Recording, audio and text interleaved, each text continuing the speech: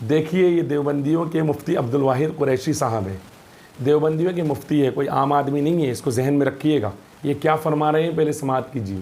بابا رسالت مآب علیہ السلام کا ذکر خیر کریں، جلوس آپ نکالتے ہیں تو آپ کہہ دیں یہ ہماری روایت ہے، اس کو دین نہیں کہہ سکتے۔ اگر آپ دین کہتے ہیں تو آپ ہمیں قرآن اور حدیث سے دکھا دیں کہ صحابہ نے اس جلوس کو نکالا ہو، حضور نے اس کا حکم کیا ہو۔ جب دین ہے ہی نہیں تو تمہارے رسم و رواج ہو سکتے ہیں، آپ نکالیں، کوئی ایشو نہیں ہے، لیکن اگر آپ اس کو دین کا حصہ بنائیں گے تو اس جلوس کے لیے دلیل چاہیے۔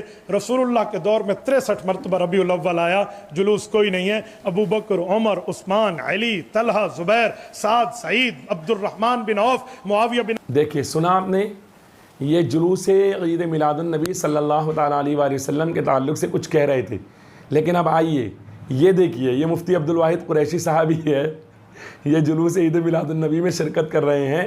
یہ ہے ان کے علماء کرام دیوبندیوں کے، ایک طرف کہتے کچھ ہے کرتے کچھ ہے۔ دیکھیے یہ عید میلاد النبی صلی اللہ علیہ وسلم ابھی جو منایا گیا اس میں شرکت ہو رہی ہے ان کی، یہ گھوڑے پر تشریف فرما ہے، یعنی بیٹھ کر کے گھوڑے پر گدھا بیٹھا ہوا ہے۔ اتنے بڑے بیوقوف ہے کہ جس کی انتہا نہیں۔ ایک طرف منع کر رہے ہیں، کہہ رہے ہیں نہیں یہ جائز نہیں ہے۔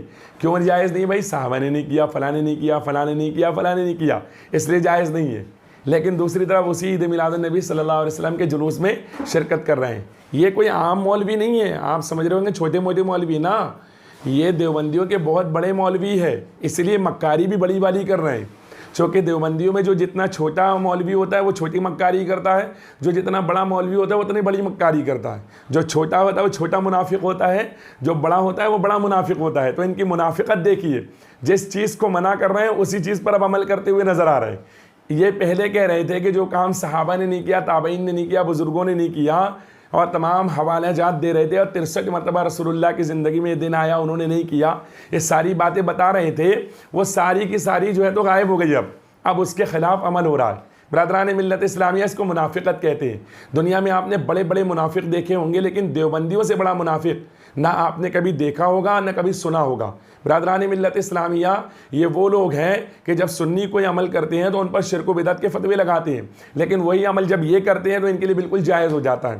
اگر سنی کسی اللہ والے سے مدد مانگے تو وہ مشرک ہو جاتا ہے، ان کا پیر مدد مانگے تو جائز ہو جاتا ہے۔ اسی طرح اگر سنی یہ کہے کہ کسی اللہ والے نے قبر سے آ کر مدد کر دی تو وہ ناجائز و حرام شرک بدعت ہو جاتا ہے۔ اور ان کا پیر تھانوی صاحب کے رشتہ دار وغیرہ رات کے وقت کے اندر مٹھائی لا کر اپنی عورتوں کو کھلاتے ہیں قبر میں ایسے آ کر کے، تب وہ جائز ہو جاتا ہے۔ یہ دوغلی پالیسی صرف عوام کو لڑانے کے لیے۔ اگر اب بھی عوام ان کو نہ پہچانے گی، ان کی گندگی کو نہ جانے گی، تو بتاؤ کب جانو گے؟ جب اگر وہ چیز ناجائز تھی آپ کے نزدیک تو پھر جائز کیسے ہو گئی؟ کیسے آپ جو ہے تو سوار ہو گئے گھوڑے کے اوپر؟ کیسے آپ چلے گئے جلوس میں شامل ہونے کے لیے؟